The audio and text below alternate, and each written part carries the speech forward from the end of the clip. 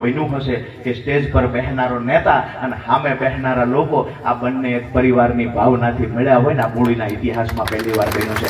આજ દિવસ સુધી જ્યારે પણ ત્યાંથી ગાડીઓ આવે, માત્ર ચૂંટણી આવે ત્યારે વાતો કરવામાં આવે, ચૂંટણી આવે ત્યારે અહીંયા ગામમાં મીટિંગ કરવામાં આવે અને જેવી રીતે ચોમાહાના ડેડકા ચોમાહું પૂરું થાય જતા રહે એવી રીતે ચૂંટણી પૂરી થાય મૂળીના નેતા બધા જતા રહેતા.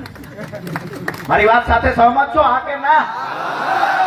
હવે આપણે એક નવો ચીલો ચિતરવા માટે આવ્યા છીએ કે જ્યારે પણ કોઈ ખેડૂતનો ફોન આવે, અમારું ટીસી ટાઈમે નથી આવતું, એ ખેડૂતની વચ્ચે ઊભું રહેવું અને જરૂર પડે તો PGVCL ના અધિકારીનો કાન પકડીને કહેવું કે આ જગતનો પાપ છે અને એનો તો હાથી છો. આ શીખવાડવાનું કામ પણ આપણું છે દોસ્તો. એક સમય હતો કે જ્યારે ચૂંટણી આવે ત્યારે માત્ર રાજકીય વાતો થાય અને ત્યાંથી આવે એટલે ગામના બે આગેવાન હોય ઈ કે કોઈએ કાંઈ પૂછવાનું નહીં, ગાટલા બે નાખી દેવાના, ધોળા નીના ઉપર બેસી જાય, પગ સાફ કર્યા વગર સીધા આવીને બેસી જાય.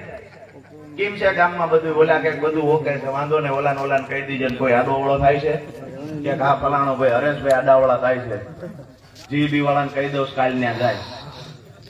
હવે આવે GEB વાળો લે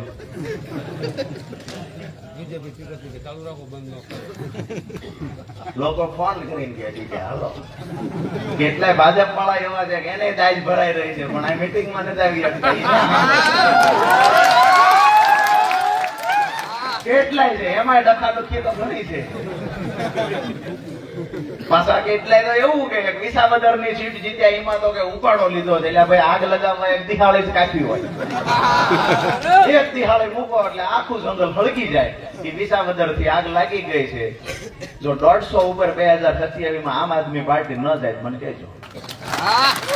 હજી તો ઘણા ગાંઠ્યા છોકરા છે ઈવડા એ નક્કી કરે છે કે આ ગોપાલ ઇટાલિયા ધંધો શું કરે છે, ઇન્કમ ટેક્સ ને મોકલો.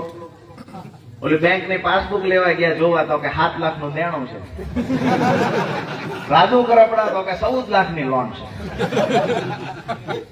ગાડી ક્યાંથી ફેરવે છે? ત્યાં HDFC બેંકે જોવડાવા ગયા કે 2 હપ્તા ખડી ગયા છે.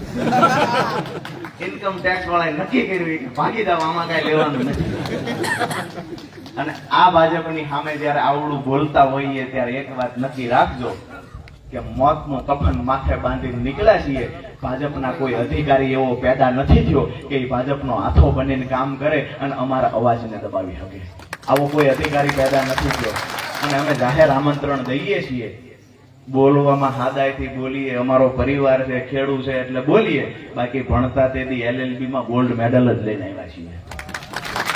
એટલે માત્ર એવું નથી કે બોલે 8 પાસ બેસી ગયા ને કાયદાની વાતો કરવા, એવી રીતે અહીંયા નથી.